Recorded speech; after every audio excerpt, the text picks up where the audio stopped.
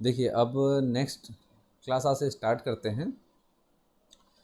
पिछले क्लास में मैंने आप लोगों को 10 क्वेश्चन का डिस्क्रिप्शन बताया था और साथ में सारे ऑप्शंस का भी। तो अब 10th क्वेश्चन हो गए थे हमारा, है ना। और 11th क्वेश्चन हम चालू करेंगे। जैसे आप देख सकते हो स्क्रीन पर कि the thalamus contributes to the formation in. अब थैलेमस क्या होता है? ये फ्लावर का एक पार्ट होता है ना। तो ये जो क्वेश्चन है ये जो क्वेश्चन है एक्चुअल में ये बताना चाह रहा है कि फ्लावर से जो फ्रूट बनता है ना। फ्लावर से जो फ्रूट बनता है वो कौन से पार्ट से बनता है, फ्रूट जो है वो कौन से पार्ट से बनता है। तो सबसे पहले हमको ये मालूम रहना चाहिए कि स्टिग्मा स्टाइल एंड ओवरी, हमारा जो फ्लावर का जो रिप्रोडक्टिव पार्ट है that is stigma style and ovary. ठीक है स्टिग्मा स्टाइल एंड ओवरी। तो ये हमारा स्टिग्मा हो गया और ये हमारा स्टाइल हो गया और ये हमारा जो नीचे का जो सोलन पोर्शन है दैट इज ओवरी। अब ध्यान रखने वाली बात यह है कि ओवरी के अंदर आपको मिलेगा ओव्यूल, है ना। तो ये सारे पार्ट्स क्या क्या बनाते हैं ये मालूम होना चाहिए। तो ओव्यूल जो रहता है वो सीड बनाएगा और ओवरी जो होता है ये फ्रूट बनाता है। ओवरी जो रहता है ये फ्रूट बनाता है। तो भाई सीधी सी बात है कि ओवरी से फ्रूट बन रहा है। तो हमको ये मालूम है कि भाई थैलेमस जो रहता है वो हमारा ओवरी के नीचे वाला पार्ट है, मतलब ओवरी जिस स्ट्रक्चर में सिचुएटेड होता है वो थैलेमस वाला पार्ट होता है। ठीक है। तो जनरली जो हमारा फ्रूट होता है वो ओवरी से बनता है, मतलब ओवरी जो रहता है वो चेंज होगा फ्रूट के फॉर्म में। ठीक है। और ओव्यूल जो रहता है वो सीड में कन्वर्ट होगा। लेकिन यहाँ पर पूछ रहा है कि भाई थैलेमस थैलेमस भी अगर कंट्रीब्यूट करता है फ्रूट बनाने में तो वो उसका एग्जाम्पल क्या है। ठीक है। तो ध्यान रखेंगे कि फ्रूट के दो टाइप होते हैं। तो सबसे पहली बात हमको बेसिकली ये ध्यान रखना है, फ्रूट के दो टाइप होते हैं। तो पहला जो टाइप होता है हमारा ट्रू फ्रूट, ट्रू फ्रूट, और दूसरा जो होता है हमारा फॉल्स फ्रूट। ठीक है। तो दोनों में पहले आपको मालूम होना चाहिए डिफरेंस कि भाई ट्रू फ्रूट क्या होता है। ट्रू फ्रूट जैसे मैंने बताया कि भाई मेनली ओवरी से ही फ्रूट बनता है ना। तो अगर ओवरी से बनेगा फ्रूट, ठीक है, फ्रूट जो रहता है सिर्फ ओवरी से बनेगा तो वो ट्रू फ्रूट की कैटेगरी में आएगा, जिसका एग्जाम्पल जो है लाइक पी, वीट, मेज, ठीक है, एक्सेट्रा, ये सारे जो रहते हैं ये क्या है हमारे ट्रू फ्रूट की कैटेगरी में आते हैं। अब फॉल्स फ्रूट क्या होता है, मतलब ओवरी के अलावा अगर कोई दूसरा पार्ट भी फ्लावर का, अगर कोई दूसरा पार्ट भी अगर फ्रूट बनाने में हेल्प कर रहा है, ठीक है, ओवरी के अलावा, तो उसको हम फॉल्स फ्रूट बोलेंगे। तो जैसे एग्जांपल के तौर पर देखेंगे ovary and thalamus, ovary and thalamus forms fruit, forms fruit. तो इसका जो एग्जाम्पल है हमेशा ध्यान रखेंगे फॉल्स फ्रूट का, बहुत इंपॉर्टेंट है। फॉल्स फ्रूट का एग्जाम्पल बहुत इंपॉर्टेंट है, ध्यान रखेंगे। सबसे इंपॉर्टेंट तो एप्पल, सबसे important apple, then strawberry, then तीसरा कैशियो। ये तीन एग्जाम्पल आपको ध्यान रखना है क्योंकि ये तीन में से ही बहुत ज़्यादा एग्जाम्पल आते हैं। तो यहाँ पर जो आपसे पूछा जा रहा है the thalamus contribute to the fruit formation, है ना। Thalamus contribute to the full fruit formation in banana, orange, strawberry and guava. तो ध्यान रखेंगे इसका तीन में से एक एग्जाम्पल दैट इज स्ट्रॉबेरी, तो इसका एग्जाम्पल क्या है स्ट्रॉबेरी। अब ऑरेंज एंड गुआवा जो रहता है वो तो ट्रू फ्रूट है, लेकिन बनाना क्या होता है, तो बनाना का भी क्वेश्चन आता है। तो ध्यान रखेंगे बनाना जो होता है ये एक पार्थिनोकार्पिक फ्रूट है। क्या? Parthenocarpic fruit. पार्थिनोकार्पिक फ्रूट जो होते हैं ये सीडलेस फ्रूट होते हैं, सीडलेस फ्रूट होते हैं। भाई सीधी सी बात है कि ऐसा फ्रूट जिसमें सीड नहीं है, तो सीड नहीं है मतलब कि उसमें जो हमारा ओव्यूल है ना, वो सीड में कन्वर्ट नहीं हुआ है। और अगर ओव्यूल सीड में कन्वर्ट नहीं होगा तो ओवरी भी सीड में कन्वर्ट सॉरी ओवरी भी फ्रूट में कन्वर्ट नहीं होगा।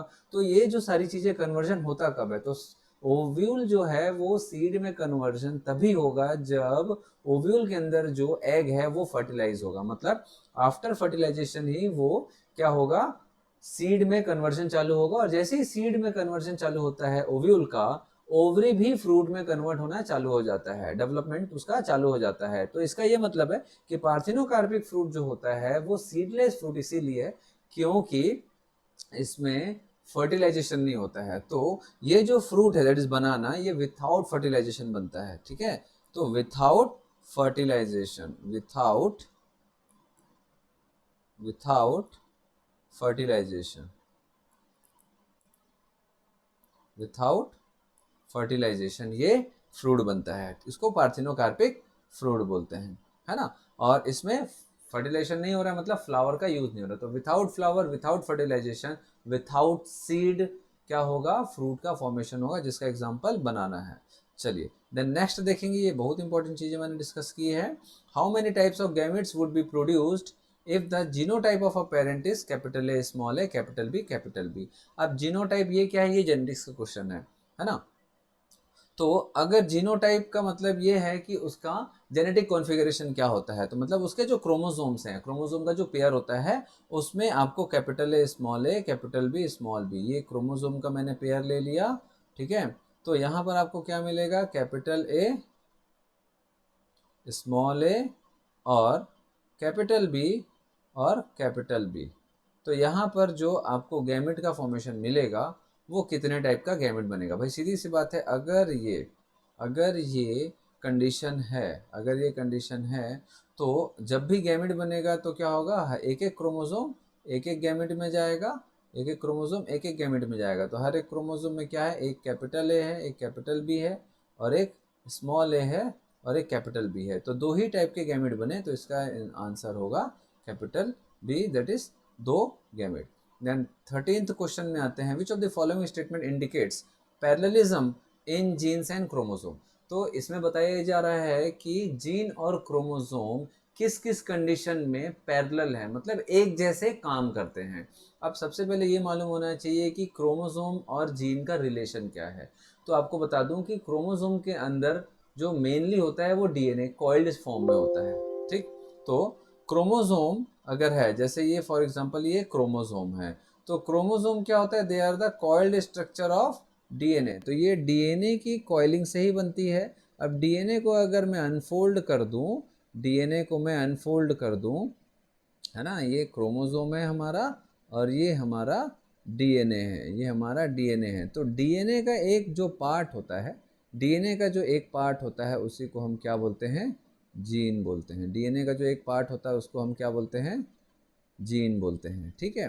तो gene is a segment of DNA, DNA का ही एक पार्ट होता है। जैसे हमारा हाथ या हमारा सर हमारे शरीर का एक अंग है, वैसे ही जीन भी डीएनए का एक पार्ट होता है, उसी के अंदर का एक सेगमेंट होता है। तो ये जीन हो गया हमारा। अब डीएनए की कॉइलिंग होगी और वो क्रोमोसोम्स में फॉर्म होता है, क्रोमोसोम्स में चेंज होता है। तो भाई सीधी सी बात है, जीन जो है वो क्रोमोसोम के अंदर मिलेगा। तो जैसे जैसे जीन आगे बढ़ेगा वैसे वैसे क्रोमोसोम आगे बढ़ेगा, या बोल सकते हैं जैसे जैसे क्रोमोसोम कहीं भी मूव करेगा जीन भी मूव करेगा। तो आइए देखते हैं जो इसके स्टेटमेंट्स हैं। दे अकर इन पेयर, हाँ दे अकर इन पेयर्स, क्यों भाई, जैसे हम लोगों ने देखा कि अगर जीन अगर पेयर्स में होगा, जैसे हम जेनेटिक्स में देखते हैं कि हर एक कैरेक्टर के लिए मिनिमम 2 जीन की रिक्वायरमेंट होती है, उसी को हम एलील बोलते हैं, है ना। एक जीन पेयर को हम एलील बोलते हैं, है ना, एलेलिक पेयर बोलते हैं। तो भाई हर एक कैरेक्टर है, जैसे फॉर एग्जांपल कि हमारा जो भी स्किन कलर है, तो उसके लिए 3 पेयर्स ऑफ एलील की ज़रूरत होती है, 3 पेयर्स ऑफ जीन की ज़रूरत होती है। एक छोटा सा एग्जांपल है ना, मतलब मिनिमम जीन का पेयर, मतलब 2 जीन की आवश्यकता होती है किसी एक कैरेक्टर, कोई भी कैरेक्टर हो, जैसे स्किन कलर, बॉडी हाइट हो, है ना, कुछ भी, है ना, हेयर का स्ट्रक्चर हो, कुछ भी हो, है ना, उसके लिए जीन पेयर, मिनिमम एक जीन पेयर की ज़रूरत होती है। तो जीन पेयर जब भी मूव करेंगे तो क्रोमोसोम भी मूव कर रहा है, मतलब क्रोमोसोम जा रहा है तभी तो जीन जा रहा है ना। चलो, तो ये हमेशा पेयर्स में होंगे, ठीक। देन उसके बाद हम देखते हैं सेकेंड, दे सेग्रीगेट ड्यूरिंग गैमेट फॉर्मेशन। हाँ, जब भी गैमेट का फॉर्मेशन होगा तो क्रोमोसोम का पेयर एक दूसरे से अलग होता है। तो क्रोमोसोम में क्या है, जीन है, तो जीन का पेयर भी एक दूसरे से अलग होगा, that is law of segregation. तो ये भी स्टेटमेंट सही है। Then they show linkage. अब लिंकेज जो होता है वो हमेशा एक क्रोमोसोम के अंदर जितने जीन्स होते हैं उनका लिंकेज होता है। तो जैसे फॉर एग्जांपल कि अगर ये एक क्रोमोसोम है, यहाँ पर 2 जीन है, ये जीन 1 और ये जीन 2, इन दोनों में अगर लिंकेज है, ठीक है, तो ये जीन लिंक्ड कहलाएंगे। लेकिन क्रोमोसोम्स, एक क्रोमोसोम दूसरे क्रोमोसोम से लिंक्ड नहीं होता है, ठीक है, वो दोनों सेपरेट होते हैं। तो यहाँ पर ये एक दूसरे का पैरेलल शो नहीं करते हैं, है ना, एक दूसरे के जैसे काम नहीं कर रहे हैं, क्योंकि जीन क्रोमोसोम के अंदर होता है, तो ये भले ही लिंक्ड होंगे लेकिन एक क्रोमोसोम दूसरे क्रोमोसोम से लिंक्ड नहीं होता है, तो ये स्टेटमेंट गलत है। देन उसके बाद इंडिपेंडेंट पेयर सेग्रीगेट इंडिपेंडेंटली, ये भी क्रोमोसोम के मूवमेंट पे ही डिपेंडेंट होता है। ये लॉ ऑफ मेंडलिज्म का एक स्टेटमेंट है कि इंडिपेंडेंट पेयर सेग्रीगेट इंडिपेंडेंटली, है ना, मतलब कि जो भी पेयर ऑफ क्रोमोसोम्स हैं, जो भी पेयर्स ऑफ क्रोमोसोम हैं, वो सेपरेट होते हैं, इंडिपेंडेंटली सेपरेट होंगे और इंडिपेंडेंटली सेग्रीगेट, सेग्रीगेट मतलब अलग होना, ठीक है। तो लॉ ऑफ सेग्रीगेशन, अब लॉ ऑफ सेग्रीगेशन जो रहता है वो क्या है भाई, गैमेट फॉर्मेशन के समय। तो गैमेट फॉर्मेशन के समय क्रोमोसोम्स इंडिपेंडेंटली एक क्रोमोसोम दूसरे क्रोमोसोम से सेपरेट होते हैं, जैसे सेल डिवीजन में आप पढ़ते हो, है ना, क्रोमोसोम एक दूसरे से अलग होते हैं, तो ये लॉ ऑफ सेग्रीगेशन होता है, that is law of separation during gamete formation. तो जैसे क्रोमोसोम सेपरेट होगा तो भाई सीधी सी बात है, एक क्रोमोसोम में जीन है, दूसरे क्रोमोसोम में दूसरा जीन है, ये दोनों पेयर्ड क्रोमोसोम है, पेयर्ड जीन है, तो दोनों एक दूसरे से सेपरेट होंगे, तो ये भी स्टेटमेंट सही है। तो इसका आंसर क्या होगा, 1, 2 एंड 4। तो लास्ट ऑप्शन सही लग रहा है हमको, 1, 2 and 4, that is D option. Then which of the following amino acid substitution is responsible for causing sickle cell anemia. ये नीट का मोस्ट फेवरेट क्वेश्चन है और आपकी बोर्ड एग्जाम में भी आता है, तो मान के चलो कि ये क्वेश्चन तो आने का संभावना बहुत ज्यादा है, ठीक है। वेरी वेरी इंपॉर्टेंट करेंगे इस क्वेश्चन को क्योंकि ये बहुत कॉमन क्वेश्चन है। देन अब इसमें अगर आप देखोगे कि सब्स्टिट्यूशन, सब्स्टिट्यूशन क्या होता है, सब्स्टिट्यूशन, सब्स्टिट्यूशन जो होता है ये एक प्रकार का म्यूटेशन है बेटा, म्यूटेशन का एक वैरायटी है, म्यूटेशन का एक वैरायटी है जो सिकल सेल एनीमिया में पाया जाता है। सब्स्टिट्यूशन क्या होता है कि एक अमीनो एसिड की जगह पर कोई दूसरा अमीनो एसिड आ गया, एक अमीनो एसिड की जगह पर कोई दूसरा अमीनो एसिड आ गया, है ना, और अमीनो एसिड की चेन से ही क्या बनता है, प्रोटीन बनता है। तो अगर यहाँ पर हम देखें कि जैसे अमीनो एसिड की चेन है, तो अमीनो एसिड को कोड करता है कोडॉन्स, है ना, अमीनो एसिड को कोड करता है कोडॉन। तो यहाँ पर जी ए जी जो कोडॉन है, जो किसको कोड करता है, ग्लूटामिक एसिड को, ग्लूटामिक एसिड को मैं शॉर्ट में लिख रहा हूँ ग्लूटामिक एसिड। तो यहाँ पर जी में से जो एडेनिन होता है, G is guanine, A is adenine, तो एडेनिन रिप्लेस हो जाएगा यूरेसिल से, तो G is replaced by G, और जी जो कोडॉन होता है वो किसको कोड करता है, वेलिन को, वेलिन अमीनो एसिड को, वेलिन अमीनो एसिड को कोड करता है। तो यहाँ पर अगर आप देख सकते हो कि glutamic acid is replaced bye valine, या फिर ऐसा भी क्वेश्चन आता है जिसमें भले नहीं दिया है कि कौन सा कोडॉन कौन से कोडॉन से रिप्लेस हो गया, तो G is replaced by G, that is substitution किसका हुआ, मेनली एडेनिन का, किससे, यूरेसिल से, एडेनिन रिप्लेस हो गया यूरेसिल, इसी को सब्स्टिट्यूशन म्यूटेशन बोला जाता है ना। और ये किस में, कौन सी चेन में होगा, ये जो हमारा हीमोग्लोबिन होता है उसका 6th position of beta chain में होता है। तो इसका जो करेक्ट आंसर है that is D. 15th question देखते हैं, in human being where genotype AABBCC represent dark skin color and small AABBCC represents light skin color and capital A small a b and capital C small c represent intermediate skin color.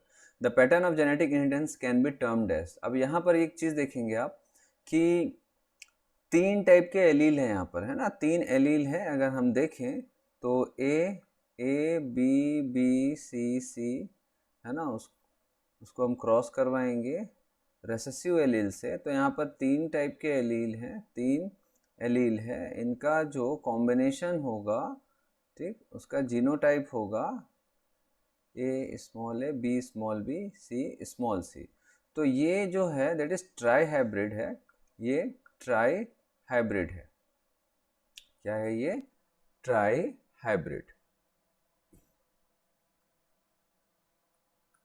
अब try hybrid है मतलब इसमें 3 genotypes हैं, ठीक है। तो 3 genotype जो है, 3 जीनोटाइप मिल करके कोई एक कैरेक्टर को रिप्रेजेंट कर रहे हैं, है ना। जनरली हम मेंडेलियन प्रिंसिपल में देखते हैं कि वो मोनोजेनिक इनहेरिटेंस होता है, बट ये क्या है, ये ट्राई हाइब्रिड है, मतलब 3 एलील के पेयर्स यहाँ पर मिल करके कोई एक कैरेक्टर को रिप्रेजेंट कर रहे हैं, और वहाँ यहाँ पर जो एक कैरेक्टर है वो है स्किन कलर। तो स्किन कलर के लिए एक से ज़्यादा जीन पेयर की ज़रूरत है, एक से ज़्यादा एलील की ज़रूरत है। तो एक से ज़्यादा अगर एलील की ज़रूरत है, एक से ज़्यादा जीन पेयर की ज़रूरत है, तो उसको हम बोलते हैं पॉलीजेनिक।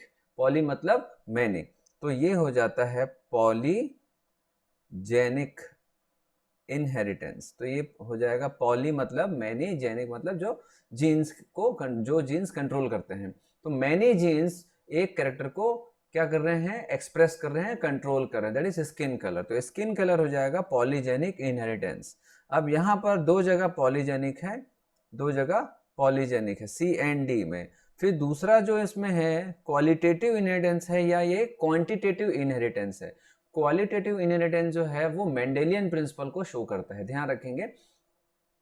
क्वालिटेटिव जो है वो मेंडेलियन प्रिंसिपल को शो करता है, मेंडेलियन इनहेरिटेंस को रिप्रेजेंट करता है। क्वालिटेटिव का मतलब होता है कि कोई एक ही जीन पेयर एक ही कैरेक्टर को एक्सप्रेस कर रहा है, लेकिन यहाँ पर एक से ज्यादा जीन के पेयर एक कैरेक्टर के एक्सप्रेशन के लिए रेस्पॉन्सिबल है। मतलब ये क्या है, क्वांटिटी में जीन की पेयर की जरूरत होती है एक कैरेक्टर को एक्सप्रेस करने के लिए। तो क्वांटिटी में चाहिए तो सीधी सी बात है, दे आर क्वांटिटेटिव इनहेरिटेंस, है ना। तो यहाँ पर C&D में अगर हम देखें तो क्वांटिटेटिव इनहेरिटेंस D है। तो इसका जो करेक्ट आंसर होगा that is answer D।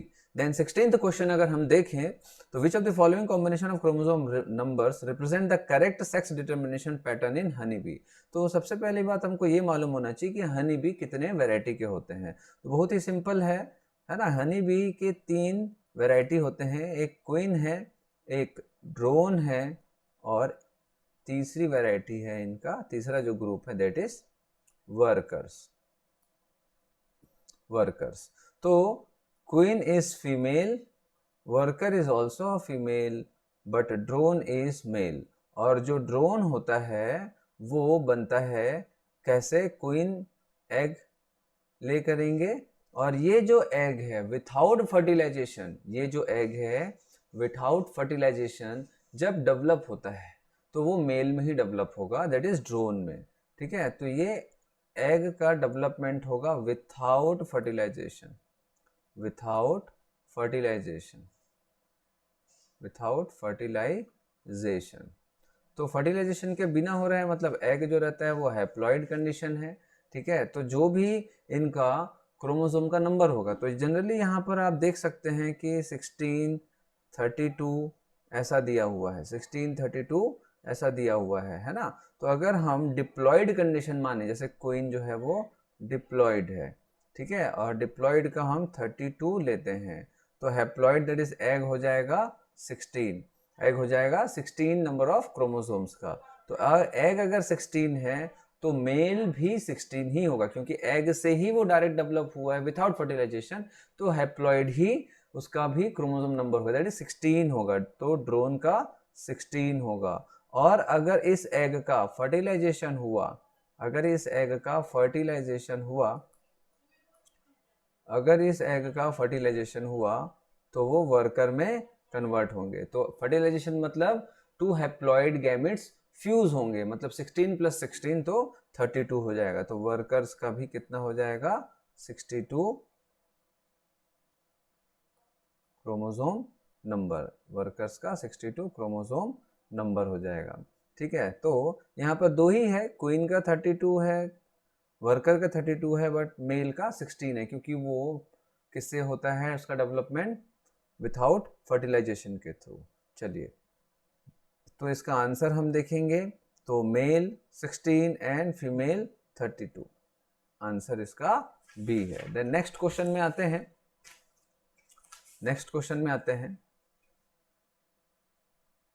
17th question में आते हैं। Rajesh and Mahesh have defective haemoglobin due to genetic disorder. Rajesh has too few haemoglobin, बहुत ही कम हीमोग्लोबिन मॉलिक्यूल की बात कर रहे हैं, और महेश में इनकरेक्टली फंक्शनिंग ग्लोबिन मॉलिक्यूल, मतलब जो भी ग्लोबिन मॉलिक्यूल है, हीमोग्लोबिन में जो ग्लोबिन होता है वो काम ही नहीं कर रहा है, इनकरेक्टली फंक्शनिंग मतलब वो काम ही नहीं कर रहा है। ठीक है, identify the disorder they are suffering from. तो यहाँ पर दो डिसऑर्डर का नाम दिया गया है, एक है सिकल सेल एनीमिया, दूसरा है थैलेसीमिया। तो हम पहले ये देखते हैं कि भाई सिकल सेल एनीमिया में क्या होता है। सिकल सेल एनीमिया में क्या होता है, सिकल सेल एनीमिया में डिफेक्टिव हीमोग्लोबिन बनता है, डिफेक्टिव हीमोग्लोबिन बनता है, जिसके कारण आरबीसी का शेप चेंज हो जाता है और सिकल सेल का शेप में आ जाता है। ठीक है, नॉर्मल बाइकॉनकेव शेप के बदले सिकल सेल शेप में कन्वर्ट हो जाता है क्या, आरबीसी। ठीक है, तो ये डिफेक्टिव हीमोग्लोबिन के कारण होता है। हीमोग्लोबिन जो है नॉर्मली एच बी ए होना चाहिए, that is adult haemoglobin, but sickle cell में जो हीमोग्लोबिन होता है वो एच के बदले एच टाइप का होता है, मतलब एक हीमोग्लोबिन डिफेक्टिव है, लेकिन बनता जरूर है लेकिन डिफेक्टिव है।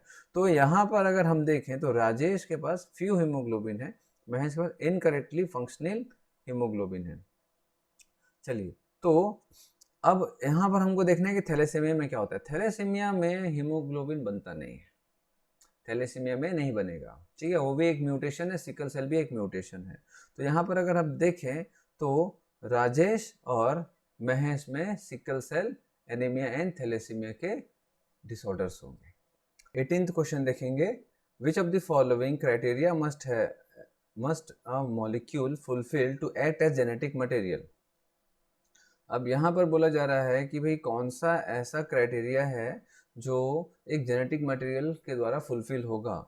तो सबसे पहला स्टेटमेंट है, it should not be able to generate its replica, it should chemically and structurally be stable. तो it should not be able to generate its replica, ये तो गलत है, क्योंकि जो भी जेनेटिक मटेरियल होता है वो अपना रेप्लिकेट करता ही है अपना मटेरियल को।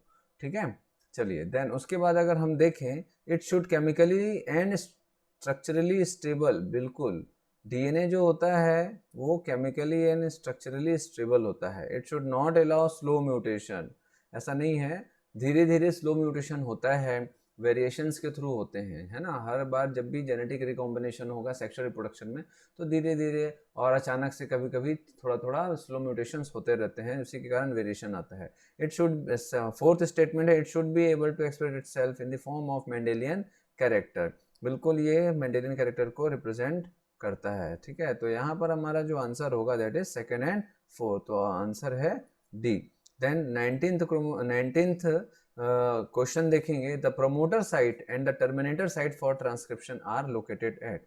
अब ये जो क्वेश्चन होता है ये कहाँ पर का है, ये मॉलिक्यूलर बेसिस का क्वेश्चन है।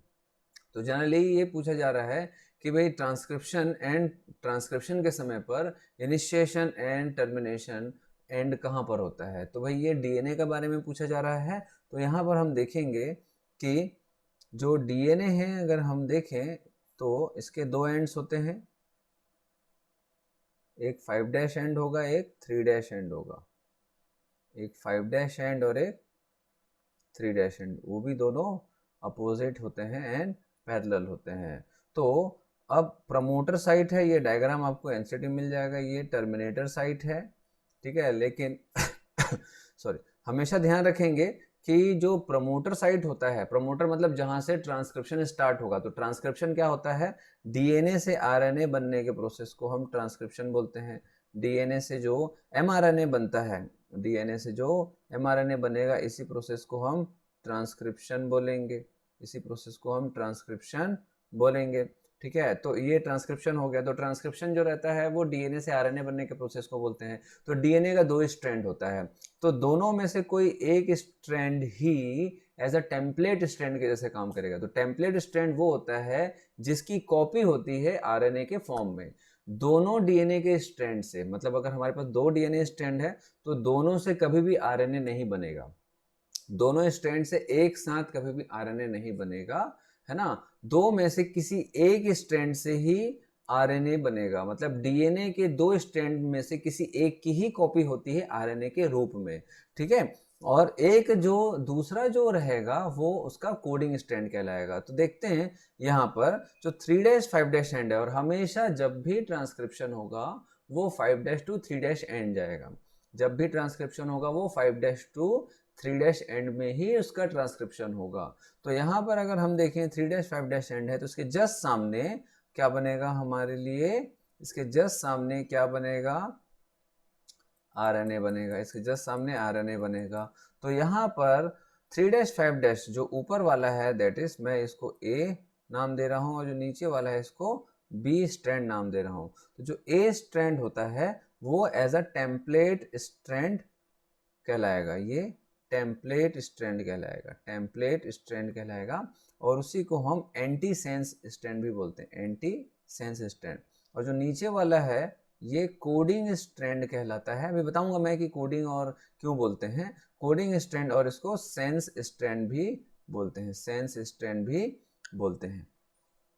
चलिए, तो एक हो गया कोडिंग स्ट्रैंड और एक हो गया टेम्पलेट स्ट्रैंड। तो इसको इसके बारे में बहुत बार क्वेश्चन आता है कि भाई कोडिंग स्ट्रैंड क्या होता है। तो देखेंगे कि अगर हमको मालूम है कि डीएनए का जो दो स्ट्रैंड होता है, अगर यहाँ पर ए है तो इधर टी होगा, यहाँ पर सी है यहाँ पर जी होगा, यहाँ अगर ए है तो यहाँ टी होगा, मतलब उसका जस्ट अपोजिट आपको क्या मिलेगा, न्यूक्लियोटाइड बेस पेयर्स अरेंज होते हैं। अगर ये सी है तो यहाँ पर जी होगा, है ना।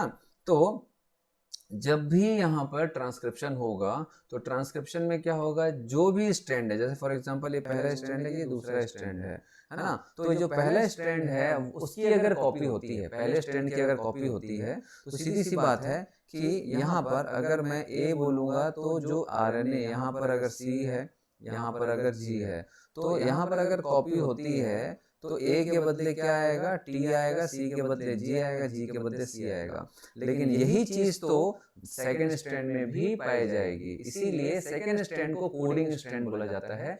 क्योंकि एमआरएनए में जितने भी कोड्स होंगे, टेम्पलेट स्ट्रैंड का जितने भी कोड्स होंगे, वो उसके अपोजिट वाले कोडिंग स्ट्रैंड के जैसे होते हैं, इसीलिए उसको कोडिंग स्ट्रैंड। तो हम एमआरएनए में जो भी कोडिंग्स होती हैं, एमआरएनए में जितनी भी कोडिंग्स होती हैं, जो भी कोड पाए जाते हैं, वो उसका एग्जैक्टली कोड आपको टेम्पलेट वाले just opposite standard coding stand में मिलेगा। तो एमआरएनए जो भी कोड्स होते हैं वो आपको कहाँ मिलेंगे, डीएनए के सेकेंड स्टैंडर्ड कोडिंग स्टैंड में, इसलिए उसको कोडिंग स्टैंड बोला जाता है।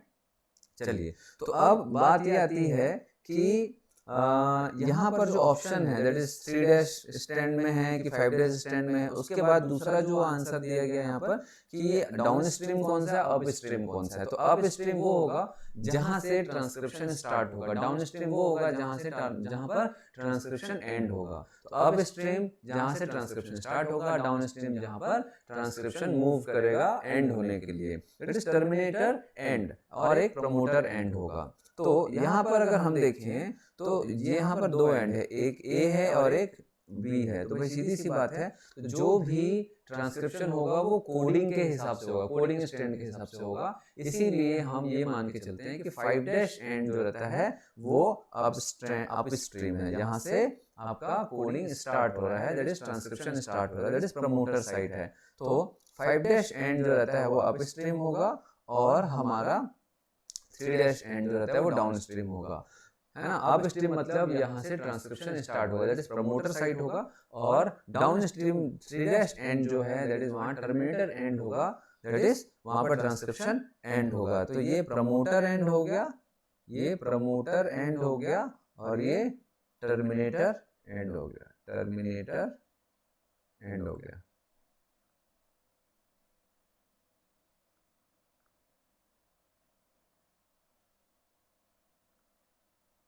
चलिए, तो इसका जो आंसर होता है वो है answer B. Then 20th question देखेंगे, which of the following is correct about mature RNA in eukaryotes. अब यूकैरियोट और प्रोकैरियोट में थोड़ा डिफरेंस होता है ना। मैच्योर आरएनए का मतलब है कि भाई जब डीएनए से आरएनए ट्रांसक्राइब हुआ तो वो मैच्योर आरएनए कैसा दिखता है, कैसा होता है। तो प्रोकैरियोट में थोड़ा अलग होता है, यूकैरियोट में थोड़ा अलग होता है। तो यहाँ पर जो क्वेश्चन पूछा गया है वो है हमारा यूकैरियोट का। तो जब भी डीएनए से आरएनए बनेगा, जैसे यहाँ पर अगर देखा गया है, जब भी डीएनए से आरएनए बनेगा तो ये जो आरएनए है ये कैसा दिखता है ना। तो एक्सॉन इंट्रॉन, यहाँ दो कॉन्सेप्ट दिया गया है, एक्सॉन इंट्रॉन, है ना उसका। तो सबसे पहले देखेंगे एक्सॉन क्या है और इंट्रॉन क्या है। तो एक छोटा सा डायग्राम हम देखेंगे यहाँ पर, ये डीएनए है, डीएनए है। तो ये 5 डैश एंड होगा, 3 डैश एंड होगा, ये 3 डैश एंड होगा, और ये 5 डैश एंड होगा। जैसे हम लोगों ने अभी जस्ट थोड़ी देर पहले देखा कि क्वेश्चन जो डीएनए है उसके दो स्ट्रैंड्स होते हैं, 5 to 3 dash and 3 dash to 5 dash strand, तो स्ट्रैंड होते हैं डीएनए के। तो ये डीएनए जो रहता है ये एमआरएनए बनाएगा ट्रांसक्रिप्शन के थ्रू, ट्रांसक्रिप्शन प्रोसेस के थ्रू mRNA बनाएगा। तो जैसे मैंने बताया है कि दोनों स्ट्रैंड में से कोई एक ही स्ट्रैंड बनाएगा, तो जिस स्ट्रैंड की कॉपी होती है ना mRNA के रूप में, उसको टेम्पलेट स्ट्रैंड बोलते हैं, और जिस स्ट्रैंड के जैसा कोडिंग पाया जाता है mRNA में, उस स्ट्रैंड ऑफ डीएनए को हम कोडिंग स्ट्रैंड बोलते हैं।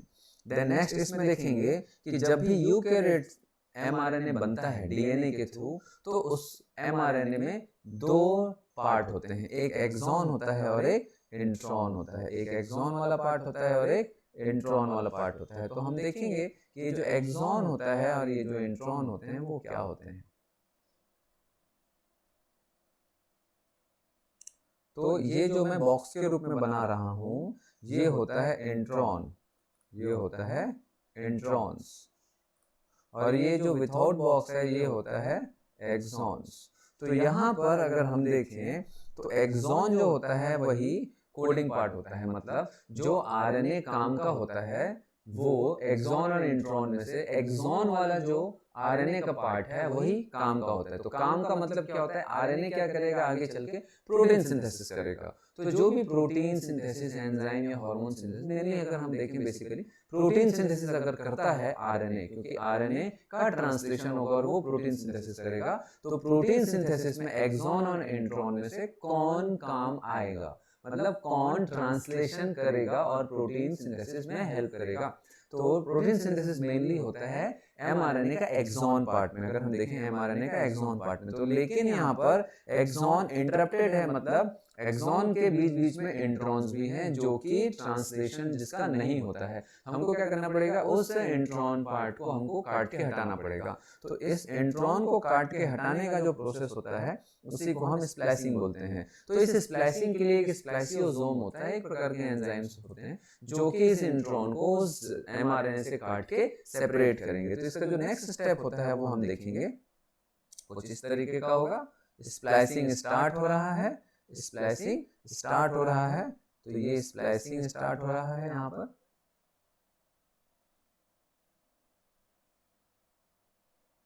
ये स्प्लाइसिंग स्टार्ट हो रहा है, तो ये जो प्रोसेस है दैट इज स्प्लाइसिंग, इसको बोलते हैं स्प्लाइसिंग।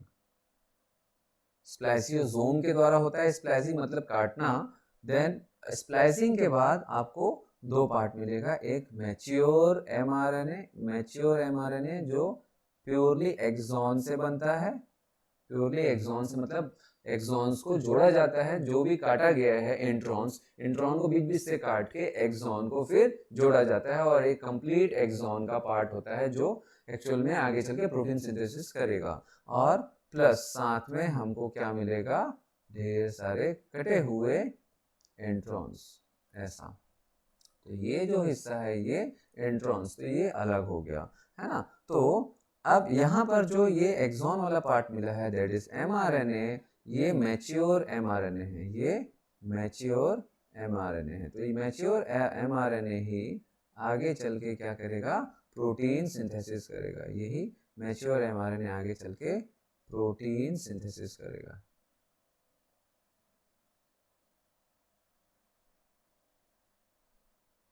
चलिए, तो अब आंसर देखते हैं यहाँ पर हम। ऑप्शन ए है exon intron do not appear in the mature RNA. Exon appear but introns do not appear in the mature RNA. तो यहाँ पर अगर आप देख सकते हो एक्सॉन अपीयर होगा बट इंट्रॉन अपीयर नहीं होगा, क्योंकि उसको काट के अलग कर दिया गया है इन दी मैच्योर आरएनए। तो इसका जो correct answer that is answer B. अब बाकी जो क्वेश्चंस हैं हम नेक्स्ट वीडियो में डिस्कस करेंगे, बट मैं चाहता हूं कि आप ज़्यादा से ज़्यादा इसको शेयर करें ताकि ज़्यादा से ज़्यादा आपके फ्रेंड्स को इनका फ़ायदा मिल सके। Thank you very much. मिलते हैं नेक्स्ट लेक्चर में, हम और भी क्वेश्चन डिस्कस करेंगे। और मैं मिक्स क्वेश्चन अभी डिस्कस कर रहा हूँ, मतलब टर्म 1 के जितने भी टॉपिक्स आपके स्कूल एग्जाम में अभी आएंगे मैं सभी को एक साथ डिस्कस कर रहा हूँ, मतलब सारे चैप्टर को मिक्स करके as a sample question discuss कर रहा हूँ। फिर इसके बाद जब आप लोग लाइक्स को बढ़ा देंगे, थोड़ा सा इसको डिस्ट्रीब्यूट करेंगे, लोगों को फायदा होना चालू होगा, मैं ये कोशिश करूंगा कि हर एक चैप्टर के एटलीस्ट 25 to 30 क्वेश्चंस को अच्छे से डिस्कस करूं चैप्टर वाइज, मतलब जो भी चैप्टर्स आपके टर्म 1 में आ रहे हैं सारे को चैप्टर वाइज में डिस्कस करूंगा आगे चल के। तो मिलते हैं नेक्स्ट वीडियो लेक्चर्स में। Thank you very much. 15th question देखते हैं। In human being where genotype AABBCC represent dark skin color and small AABBCC represents light skin color and capital A small a B and capital C small c represent intermediate skin color. The pattern of genetic inheritance can be termed as। अब यहाँ पर एक चीज़ देखेंगे आप कि 3 type के allele हैं यहाँ पर, है ना, 3 एलील है। अगर हम देखें तो A B B C है ना, उसको हम क्रॉस करवाएंगे रेसेसिव एलील से। तो यहाँ पर 3 टाइप के एलील हैं, 3 एलील है। इनका जो कॉम्बिनेशन होगा, ठीक, उसका जीनोटाइप होगा A small a B small b C small c। तो ये जो है दैट इज ट्राई हाइब्रिड है, ये ट्राई हाइब्रिड है। क्या है ये? Try hybrid. अब ट्राई हाइब्रिड है मतलब इसमें 3 जीनोटाइप्स हैं, ठीक है। तो 3 जीनोटाइप जो है, 3 जीनोटाइप मिल करके कोई एक कैरेक्टर को रिप्रेजेंट कर रहे हैं, है ना। जनरली हम मेंडेलियन प्रिंसिपल में देखते हैं कि वो मोनोजेनिक इनहेरिटेंस होता है, बट ये क्या है, ये ट्राई हाइब्रिड है, मतलब 3 एलील के पेयर्स यहाँ पर मिल करके कोई एक कैरेक्टर को रिप्रेजेंट कर रहे हैं। और यहाँ पर जो एक कैरेक्टर है वो है स्किन कलर। तो स्किन कलर के लिए एक से ज्यादा जीन पेयर की जरूरत है, एक से ज्यादा एलील की जरूरत है। तो एक से ज्यादा अगर एलील की जरूरत है, एक से ज्यादा जीन पेयर की जरूरत है, तो उसको हम बोलते हैं पॉलीजेनिक। पॉली मतलब मैनी, तो ये हो जाता है पॉलीजेनिक इनहेरिटेंस। तो ये हो जाएगा पॉली मतलब मैनी, जेनिक मतलब जो जीन्स कंट्रोल करते हैं। तो मैनी जीन्स एक कैरेक्टर को क्या कर रहे हैं, एक्सप्रेस कर रहे हैं, कंट्रोल कर रहे हैं, दैट इज स्किन कलर। तो स्किन कलर हो जाएगा पॉलीजेनिक इनहेरिटेंस। अब यहाँ पर 2 जगह पॉलीजेनिक है, 2 जगह पॉलीजेनिक है C एंड D में। फिर दूसरा जो इसमें है क्वालिटेटिव इनहेरिटेंस है या ये क्वांटिटेटिव इनहेरिटेंस है। क्वालिटेटिव इनहेरिटेंस जो है वो मेंडेलियन प्रिंसिपल को शो करता है, ध्यान रखेंगे।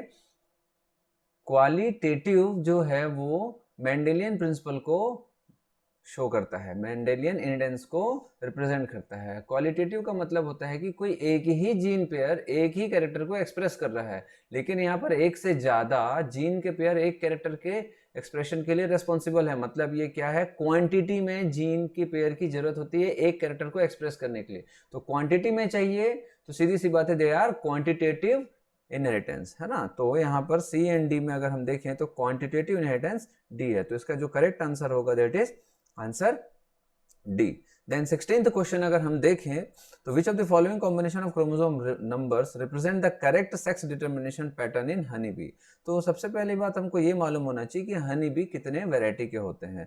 तो बहुत ही सिंपल है ना। हनी बी के 3 वैरायटी होते हैं, एक क्वीन है, एक ड्रोन है, और तीसरी वैरायटी है इनका, तीसरा जो ग्रुप है दैट इज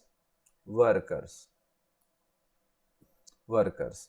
तो queen is female, worker is also female, but drone is male. और जो ड्रोन होता है वो बनता है कैसे, क्वीन एग ले करेंगे, और ये जो एग है विथआउट फर्टिलाइजेशन, ये जो एग है विथआउट फर्टिलाइजेशन जब डेवलप होता है तो वो मेल में ही डेवलप होगा, दैट इज ड्रोन में, ठीक है। तो ये एग का डेवलपमेंट होगा without fertilization, without fertilization, without fertilization. तो फर्टिलाइजेशन के बिना हो रहा है, मतलब एग जो रहता है वो हैप्लॉइड कंडीशन है, ठीक है। तो जो भी इनका क्रोमोसोम का नंबर होगा, तो जनरली यहाँ पर आप देख सकते हैं कि 16, 32 ऐसा दिया हुआ है, 16, 32 ऐसा दिया हुआ है ना।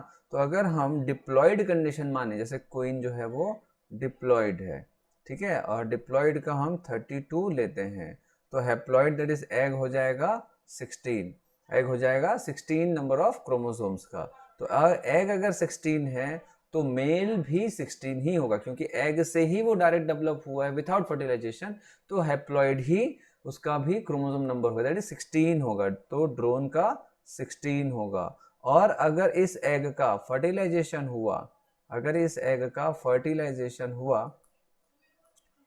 अगर इस एग का फर्टिलाइजेशन हुआ तो वो वर्कर में कन्वर्ट होंगे। तो फर्टिलाइजेशन मतलब 2 हैप्लॉइड गैमेट्स फ्यूज होंगे, मतलब 16 + 16 तो 32 हो जाएगा। तो वर्कर्स का भी कितना हो जाएगा, 62 क्रोमोसोम नंबर, वर्कर्स का 62 क्रोमोसोम नंबर हो जाएगा।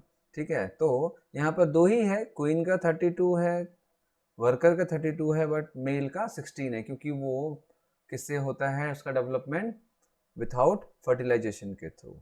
चलिए, तो इसका आंसर हम देखेंगे, तो मेल 16 एंड फीमेल 32, आंसर इसका बी है। देन नेक्स्ट क्वेश्चन में आते हैं, नेक्स्ट क्वेश्चन में आते हैं,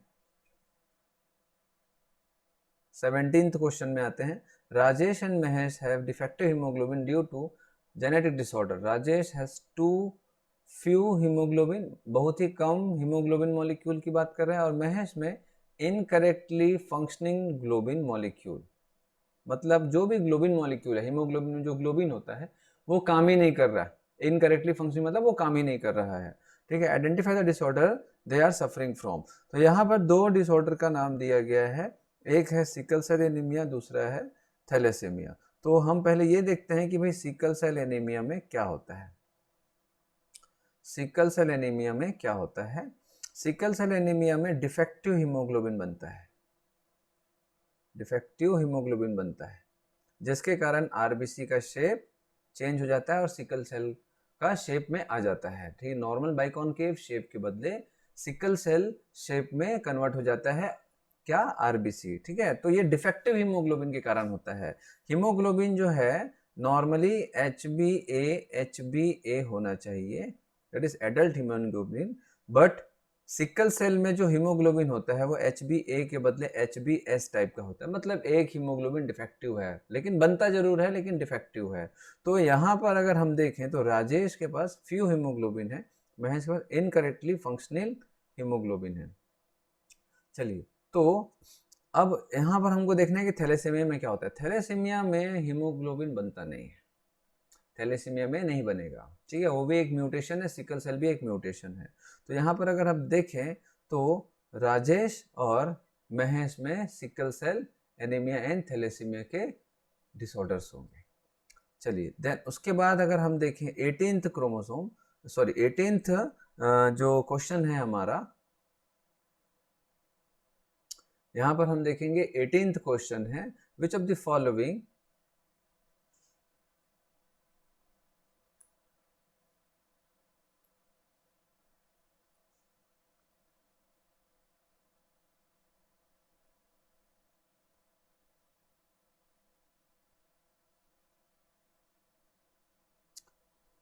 which of the following, 18th question देखेंगे, which of the following criteria must a molecule fulfil to act as genetic material.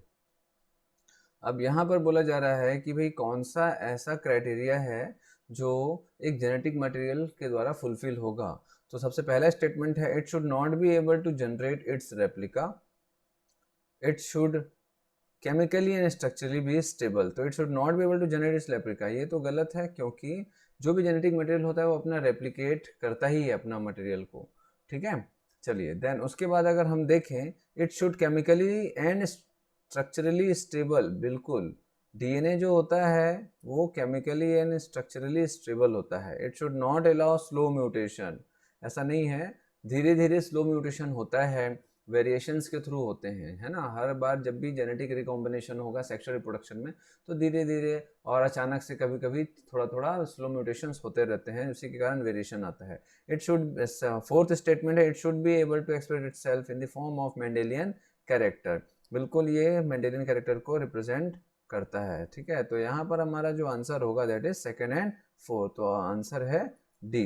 Then 19th question देखेंगे, the promoter site and the terminator site for transcription are located at. अब ये जो question होता है ये कहाँ पर का है, ये मॉलिक्यूलर बेसिस का क्वेश्चन है। तो जनरली ये पूछा जा रहा है कि भाई ट्रांसक्रिप्शन के समय पर इनिशिएशन एंड टर्मिनेशन एंड कहाँ पर होता है। तो भाई ये डीएनए के बारे में पूछा जा रहा है। तो यहाँ पर हम देखेंगे कि जो डीएनए है अगर हम देखें तो इसके दो एंड्स होते हैं, एक 5' एंड होगा, एक 3' एंड होगा, एक 5' एंड और एक 3' एंड, वो भी दोनों अपोजिट होते हैं एंड पैरेलल होते हैं। तो अब प्रमोटर साइट है, ये डायग्राम आपको एनसीटी मिल जाएगा, ये टर्मिनेटर साइट है, ठीक है। लेकिन सॉरी, हमेशा ध्यान रखेंगे कि जो प्रमोटर साइट होता है, प्रमोटर मतलब जहां से ट्रांसक्रिप्शन स्टार्ट होगा, तो ट्रांसक्रिप्शन क्या होता है, डीएनए से आरएनए बनने के प्रोसेस को हम ट्रांसक्रिप्शन बोलते हैं।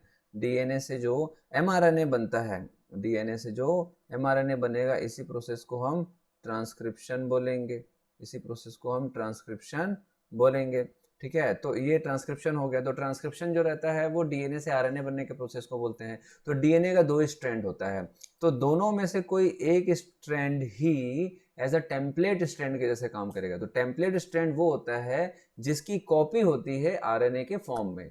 दोनों डीएनए के स्ट्रैंड से, मतलब अगर हमारे पास 2 डीएनए स्ट्रैंड है तो दोनों से कभी भी आरएनए नहीं बनेगा, दोनों स्ट्रैंड से एक साथ कभी भी आरएनए नहीं बनेगा, है ना। दो में से किसी एक स्ट्रैंड से ही आरएनए बनेगा, मतलब डीएनए के 2 स्ट्रैंड में से किसी एक की ही कॉपी होती है आरएनए के रूप में, ठीक है। और एक जो दूसरा जो रहेगा वो उसका कोडिंग स्ट्रैंड कहलाएगा। तो देखते हैं यहाँ पर जो 3' 5' एंड है, और हमेशा जब भी ट्रांसक्रिप्शन होगा वो 5' to 3' एंड जाएगा, जब भी ट्रांसक्रिप्शन होगा वो 5' to 3' एंड में ही उसका ट्रांसक्रिप्शन होगा। तो यहाँ पर अगर हम देखें 3' 5' एंड है, तो इसके जस्ट सामने क्या बनेगा हमारे लिए, इसके जस्ट सामने क्या बनेगा, आरएनए बनेगा, इसके जस्ट सामने आरएनए बनेगा। तो यहाँ पर 3' 5' जो ऊपर वाला है दैट इज, मैं इसको ए नाम दे रहा हूँ, और जो नीचे वाला है इसको बी स्ट्रैंड नाम दे रहा हूँ। तो जो ए स्ट्रैंड होता है वो एज अ टेम्पलेट स्ट्रैंड कहलाएगा, ये टेम्पलेट स्ट्रैंड कहलाएगा, टेम्पलेट स्ट्रैंड कहलाएगा। और उसी को हम एंटी सेंस स्ट्रैंड भी बोलते हैं, एंटी सेंस स्ट्रैंड। और जो नीचे वाला है ये कोडिंग स्ट्रैंड कहलाता है। अभी बताऊंगा मैं कि कोडिंग और क्यों बोलते हैं कोडिंग स्ट्रैंड, और इसको सेंस स्ट्रैंड भी बोलते हैं, सेंस स्ट्रैंड भी बोलते हैं। चलिए, तो एक हो गया कोडिंग स्ट्रैंड और एक हो गया टेम्पलेट स्ट्रैंड। तो इसको इसके बारे में बहुत बार क्वेश्चन आता है कि भाई कोडिंग स्ट्रैंड क्या होता है। तो देखेंगे कि अगर हमको मालूम है कि डीएनए का जो 2 स्ट्रैंड होता है, अगर यहाँ पर ए है तो इधर टी होगा, यहाँ पर सी है यहाँ पर जी होगा, यहाँ अगर ए है तो यहाँ टी होगा, मतलब उसका जस्ट अपोजिट आपको क्या मिलेगा, न्यूक्लियोटाइड बेस पेयर्स अरेंज होते हैं। अगर ये सी है तो यहाँ पर जी होगा, है ना। तो जब भी यहाँ पर ट्रांसक्रिप्शन होगा तो ट्रांसक्रिप्शन में क्या होगा, जो भी स्ट्रैंड है, जैसे फॉर एग्जांपल ये पहला स्ट्रैंड है, ये दूसरा स्ट्रैंड है ना। तो जो पहला स्ट्रैंड है उसकी अगर कॉपी होती है, पहले स्ट्रैंड की अगर कॉपी होती है, तो सीधी सी बात है कि यहाँ पर अगर मैं ए बोलूंगा तो जो आरएनए यहाँ पर अगर सी है, यहाँ पर अगर जी है, तो यहाँ पर अगर कॉपी होती है तो ए के बदले क्या आएगा, टी आएगा, सी के बदले जी आएगा, जी के बदले सी आएगा। लेकिन यही चीज तो सेकेंड स्ट्रैंड में भी पाई जाएगी, इसीलिए सेकेंड स्ट्रैंड को कोडिंग स्ट्रैंड बोला जाता है। क्योंकि एमआरएनए में जितने भी कोड्स होंगे, टेम्पलेट स्ट्रैंड का जितने भी कोड्स होंगे वो उसके अपोजिट वाले कोडिंग स्ट्रैंड के जैसे होते हैं, इसीलिए उसको कोडिंग स्ट्रैंड। तो हम एमआरएनए में जो भी कोडिंग्स होती हैं, एमआरएनए में जितनी भी कोडिंग्स होती हैं, जो भी कोड पाए जाते हैं, वो उसका एग्जैक्टली कोड आपको टेम्पलेट वाले just opposite standard coding strand में मिलेगा। तो एमआरएनए जो भी कोड्स होते हैं वो आपको कहाँ मिलेंगे, डीएनए के सेकेंड स्टैंडर्ड कोडिंग स्ट्रैंड में, इसलिए उसको कोडिंग स्ट्रैंड बोला जाता है। चलिए, तो अब बात ये आती है कि यहाँ पर जो ऑप्शन है दैट इज 3' स्ट्रैंड में है कि 5' स्ट्रैंड में है, उसके बाद दूसरा जो आंसर दिया गया यहाँ पर कि ये डाउन स्ट्रीम कौन सा है, अप स्ट्रीम कौन सा है। तो अप स्ट्रीम वो होगा जहां से ट्रांसक्रिप्शन स्टार्ट होगा, डाउन स्ट्रीम वो होगा जहां पर ट्रांसक्रिप्शन एंड होगा। तो अप स्ट्रीम जहां से ट्रांसक्रिप्शन स्टार्ट होगा, डाउन स्ट्रीम जहां पर ट्रांसक्रिप्शन मूव करेगा एंड होने के लिए, दैट इज टर्मिनेटर एंड और एक प्रमोटर एंड होगा। तो यहाँ पर अगर हम देखें तो ये यहाँ पर 2 एंड है, एक ए है और एक बी है। तो भाई सीधी सी बात है, तो जो भी ट्रांसक्रिप्शन होगा वो कोडिंग के हिसाब से होगा, कोडिंग स्ट्रैंड के हिसाब से होगा। इसीलिए हम ये मान के चलते हैं कि 5' एंड जो रहता है वो अपस्ट्रीम है, जहाँ से आपका कोडिंग स्टार्ट हो रहा है, दैट इज ट्रांसक्रिप्शन स्टार्ट हो रहा है, दैट इज प्रमोटर साइट है। तो 5' एंड जो रहता है वो अपस्ट्रीम होगा और हमारा 3' एंड जो रहता है वो डाउनस्ट्रीम होगा, है ना। अप स्ट्रीम मतलब यहाँ से ट्रांसक्रिप्शन स्टार्ट होगा, दैट इज प्रमोटर साइट होगा, और डाउन स्ट्रीम 3' एंड जो है दैट इज वहाँ टर्मिनेटर एंड होगा, दैट इज वहाँ पर ट्रांसक्रिप्शन एंड होगा। तो ये प्रमोटर एंड हो गया, ये प्रमोटर एंड हो गया, और ये टर्मिनेटर एंड हो गया, टर्मिनेटर एंड हो गया।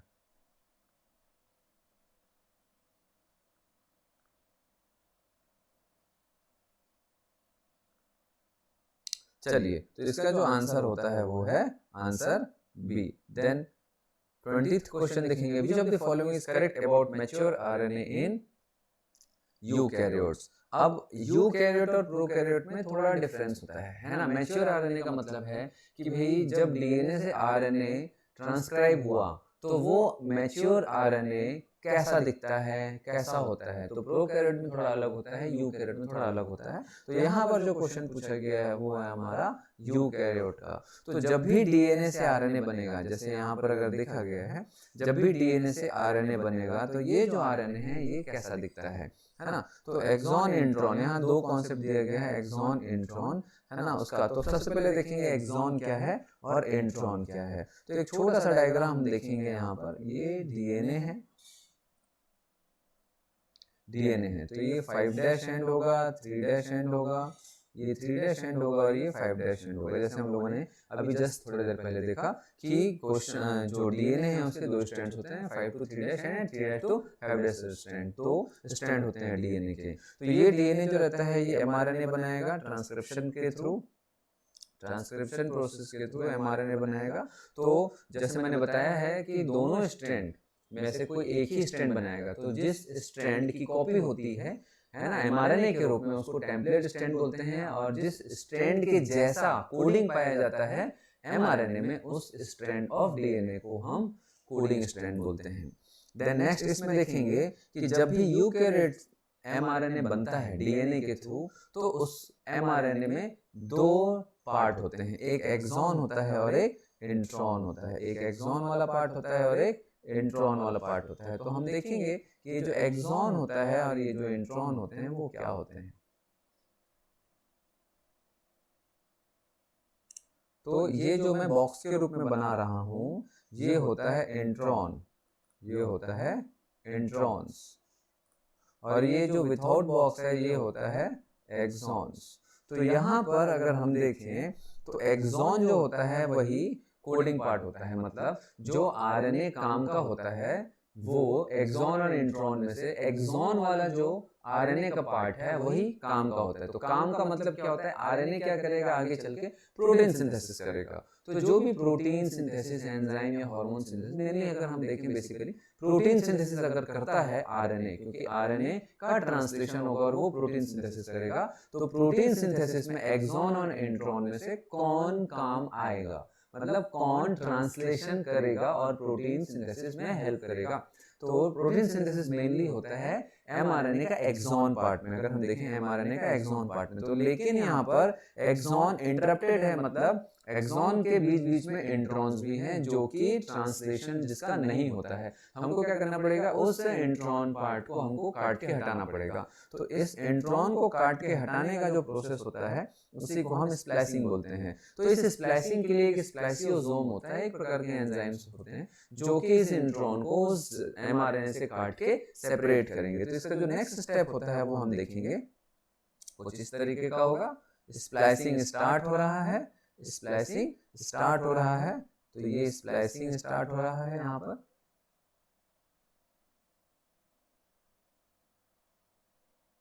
ये स्प्लाइसिंग स्टार्ट हो रहा है। तो ये जो प्रोसेस है दैट इज स्प्लाइसिंग, इसको बोलते हैं स्प्लाइसिंग।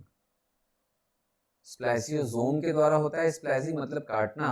देन स्प्लाइसिंग के बाद आपको दो पार्ट मिलेगा, एक मैच्योर एमआरएनए, मैच्योर एमआरएनए जो प्योरली एक्सॉन से बनता है।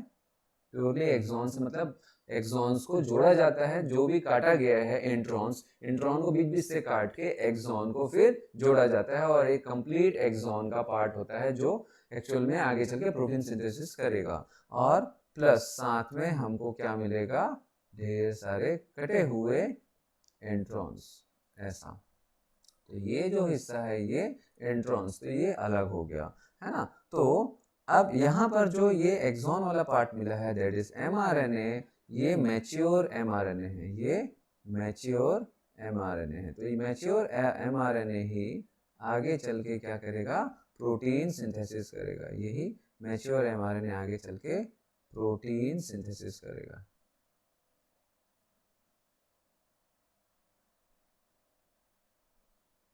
चलिए तो अब आंसर देखते हैं यहाँ पर हम। ऑप्शन ए है exon intron do not appear in the mature RNA. Exon appear but introns do not appear in the mature RNA. तो यहाँ पर अगर आप देख सकते हो एक्सॉन अपीयर होगा बट इंट्रॉन अपीयर नहीं होगा, क्योंकि उसको काट के अलग कर दिया गया है इन दी मैच्योर आरएनए। तो इसका जो correct answer that is answer B. अब बाकी जो क्वेश्चंस हैं हम नेक्स्ट वीडियो में डिस्कस करेंगे, बट मैं चाहता हूं कि आप ज़्यादा से ज़्यादा इसको शेयर करें ताकि ज़्यादा से ज़्यादा आपके फ्रेंड्स को इनका फ़ायदा मिल सके। Thank you very much.